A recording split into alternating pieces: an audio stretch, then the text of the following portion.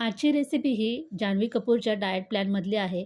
म्हटलं चला आपण ही बनवून बघूया. तर खरं सांगते खूप छान लागतो हा पराठा, तेवढाच तो हेल्दी पण आहे. हा पराठा बनवण्यासाठी 2 रताळी मी उकडून अशी मॅश करून घेतली. नंतर बाउलमध्ये काढून घेतली. आता हा पराठा हेल्दी आहे म्हणून आपण यामध्ये जास्त मसाले न घालता लाल तिखट, धणे जिरे पावडर, चवीपुरतं मीठ, कसुरी मेथी हातावर चोळून आणि भरपूर सारी कोथिंबीर घालून 1 वाटी नाचणीचं पीठ आणि 1 वाटी गव्हाचं पीठ घालून अगदी थोडंसं पाणी घालून याचा छान असा गोळा तयार करून घेतला.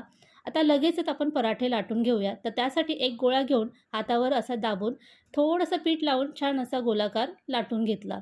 आता हा हेल्दी पराठा आहे म्हणून काय करायचं, अगदी थोडंसं तूप किंवा तेल तव्यावर लावून घ्यायचं आणि पराठा दोन्ही बाजूने छान असा शेकून घ्यायचा.